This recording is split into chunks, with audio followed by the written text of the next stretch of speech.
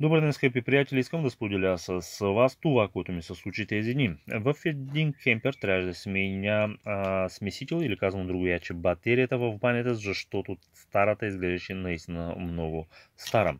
Вече бидейки на финална права, на мен оставаше само да стегна скобите, но понеже място, където се намира смесителя, е много неудобен, затова не усещах силата, с която стягам скобата. И както виждате, счупих пластмасата, което прави връзка между мекият маркуч или гъвката връзка и самият основният маркуч, водопровода на кемпера.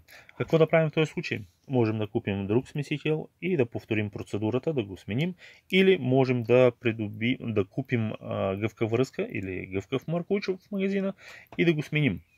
Как да го направим? Ще ви покажа на примера на този смесител или на тази батерия. В основата на батерия ние имаме пластмасова шайба, ето я, която държи две гъвкави връзки.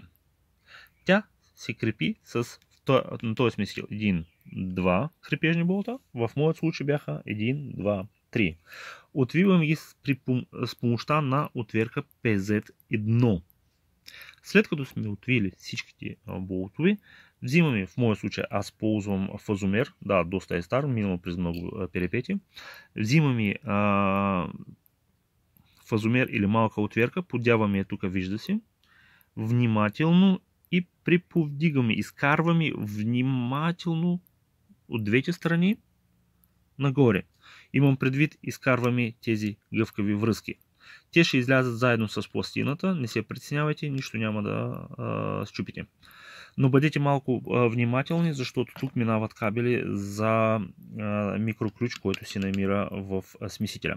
След като сте изкарали счупена или повреденият меката връзка, ви можете да я смените с нова. Правите същото, само че в обратен ред.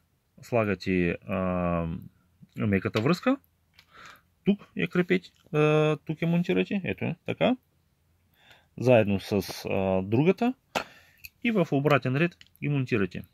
Отново казвам, тази процедура заема не повече от 10 минути. Разбира се, вашият избор. Вие можете да купите нов смесител и да го монтирате, или може просто да купите мека връзка и да я смените. Аз ви показах какво направих аз. Желая на всички вас всичко хубаво. Ако беше полезно това видео, много се радвам за вас. Пожелавам ви приятни дни, а на мен ми остава още малко работа по този кемпер. Чао!